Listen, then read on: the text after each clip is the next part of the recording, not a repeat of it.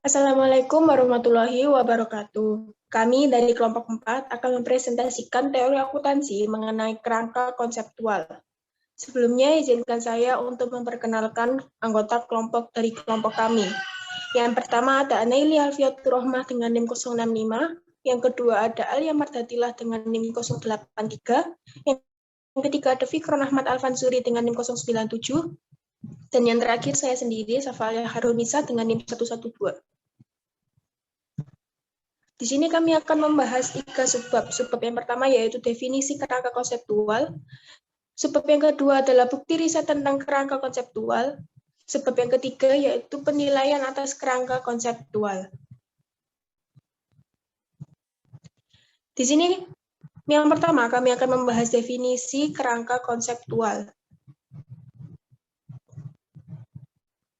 Pengertian dari kerangka konseptual. Kerangka konseptual merupakan sistem yang koheren dari tujuan dan pokok yang saling terkait yang dapat menuntun pada posisi dan penetapan sifat, fungsi, dan batas-batas akuntansi keuangan dan laporan keuangan. Kerangka konseptual ditetapkan oleh Financial Accounting Standard Board atau FASB yang bermula dari discussion memorandum yang mengacu pada Statement of Financial Accounting Concepts atau SFAC. Nah, SFAC ini terdiri dari 8 bagian, yaitu yang pertama ada Objective of Financial Reporting by Business Enterprises pada tahun 1978. Yang kedua ada Qualitative Characteristic of Accounting Information pada tahun 1980. Yang ketiga ada Elements of Financial Statements of Business Enterprises pada tahun 1980. Yang keempat ada Objective of Financial Reporting by Non-Business Organization pada tahun 1980. Yang kelima ada Recognition and Measurement in Financial Statement of Business Enterprises pada tahun 1984. Yang keenam ada Elements of Financial Statements pada tahun 1985. Nah, nomor 6 ini adalah penggantian dari nomor 3 dan mencakup dari SFAC nomor 2. Yang ketujuh ada Using Cash Flow Information and Present Value in Accounting Measurement pada tahun 2000. Dan yang terakhir ada Conceptual Framework for Financial Reporting pada tahun 2010. Nah, untuk SFAC ini adalah untuk menggantikan SFAC nomor 1 dan SFAC nomor 2. Berikut adalah bagan kerangka konseptual. Dapat dilihat pada slide tersebut adalah sebuah bagan perkembangan dari sebuah kerangka konseptual. Di sini terbagi menjadi 4 tingkatan. Pada tingkatan pertama, yaitu sasaran. Terdapat satu kolom yang berisi tujuan. Tujuan itu dijelaskan dalam SFAC nomor 1 dan SFAC nomor 4. Tujuan secara keseluruhan dari pelaporan keuangan adalah memberikan informasi yang berguna bagi pengguna laporan, sehingga dapat bermanfaat dalam pengambilan keputusan bisnis dan ekonomi. Lalu pada tingkatan kedua, yaitu fundamental. Terdapat 2 kolom yang berisi, yang pertama ada elemen-elemen yang dijelaskan dalam SFAC nomor 3 dan karakteristik kualitatif yang dijelaskan dalam SFAC nomor 2 dan SFAC nomor 6. Dalam bagian tersebut terdapat kesalahan dalam penulisan elemen-elemen SFAC nomor 2 yang seharusnya SFAC nomor 3. SFAC nomor 3 mendefinisikan 10 elemen yang saling berkaitan secara langsung. Elemen-elemen tersebut ada aktiva, kewajiban, ekuitas, investasi oleh pemilik, distribusi kepada pemilik, laba komprehensif, pendapatan, beban, keuntungan, dan yang terakhir ada kerugian. Untuk karakteristik kualitatif terdapat 5, yaitu relevansi, keandalan, kualitas sekunder, pertimbangan biaya manfaat, dan yang terakhir ada materialitas. Lalu pada tingkatan ketiga yaitu operasional.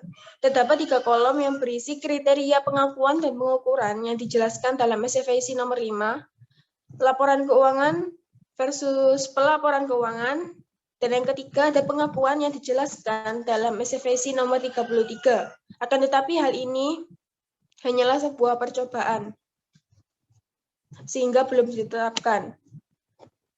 Terdapat 4 kriteria pengakuan.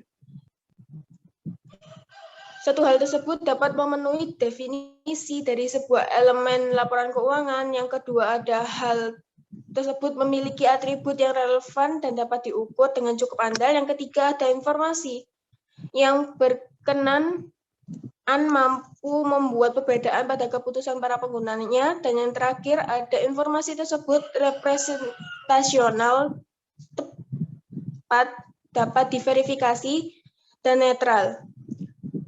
Terdapat 5 atribut pengukuran akuntansi. Yang pertama ada nilai perolehan atau historical cost. Yang kedua ada nilai sekarang atau nilai pengganti. Yang ketiga ada nilai pasar sekarang. Yang keempat ada nilai bersih yang dapat direalisasi. Dan yang kelima ada arus cash masa depan yang didiskontokan. Untuk SFSI nomor 33 mengatur tentang pelaporan keuangan dengan penyesuaian tingkat harga atau tingkat inflasi. Lalu terdapat tingkatan yang terakhir atau tingkatan keempat, yaitu penyajian. Terdapat 3 kolom yang berisi pelaporan penghasilan yang dijelaskan dalam SFSI nomor 6, pelaporan urus data dan likuiditas, dan yang terakhir ada pelaporan posisi keuangan.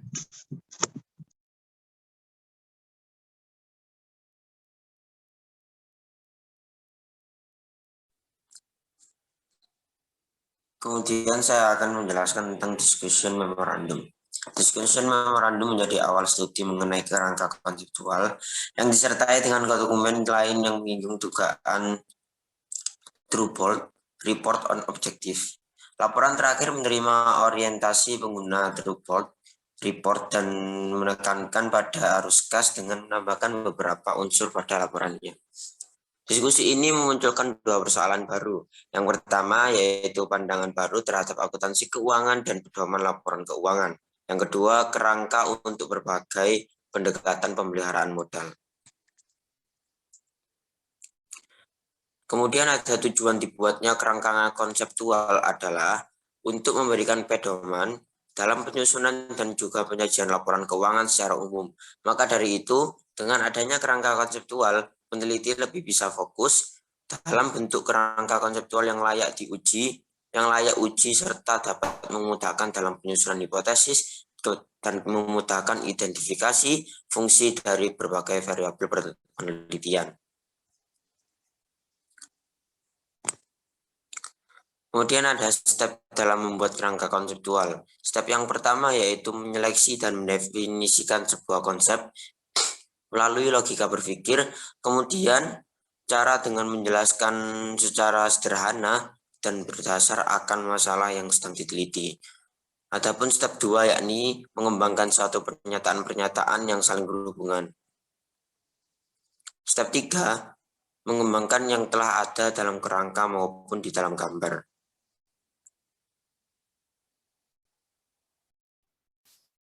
Dan selanjutnya adalah bukti riset tentang kerangka konseptual. Penelitian empiris tentang kerangka konseptual. Ada sejumlah pekerjaan empiris terbatas pada kerangka konseptual.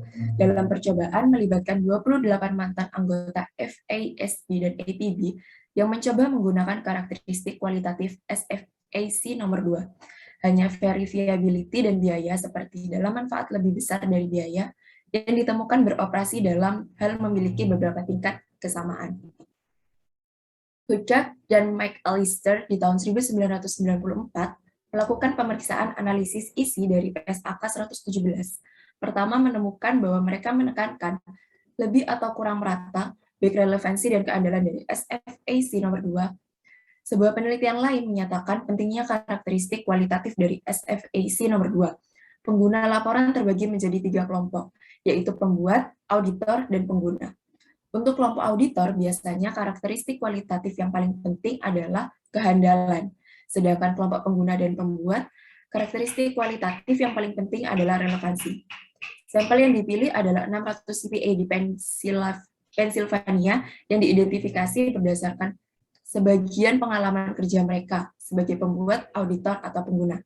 Dengan detail, 55% responden diidentifikasi sebagai auditor dan membelah sisanya merata antara 2 kategori lainnya.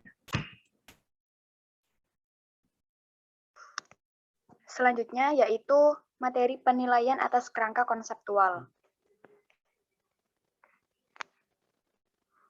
Walaupun banyak konsensus negatif mengenai kerangka konseptual seperti SFAC nomor 5 dalam pengenalan dan pengukuran yang dianggap sebagai titik rendah kerangka kerja konseptual, tetapi ada beberapa hal baik dalam SFAC, yakni yang pertama, karakteristik kualitatif. Terdapat pada SFAC nomor 2 dan 8. Yang kedua, ada definisi elemen-elemen yang terdapat pada SFAC nomor 6.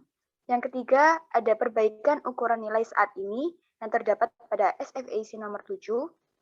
Yang keempat, FASB telah menetapkan aspek nilai saat ini yang wajar dalam beberapa hal seperti surat berharga yang dapat dipasarkan yang terdapat pada SFAS nomor 115, derivatif yang terdapat pada SFAS nomor 133, dan aset yang rusak yang terdapat pada SFAS nomor 121.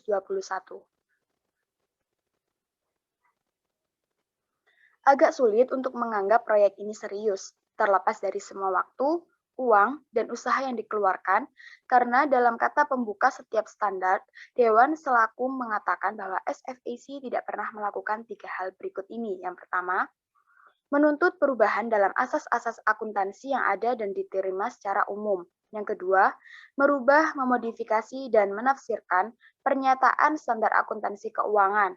Atau yang ketiga, beralasan untuk mengubah praktek akuntansi dan pelaporan yang ada dan secara umum diterima.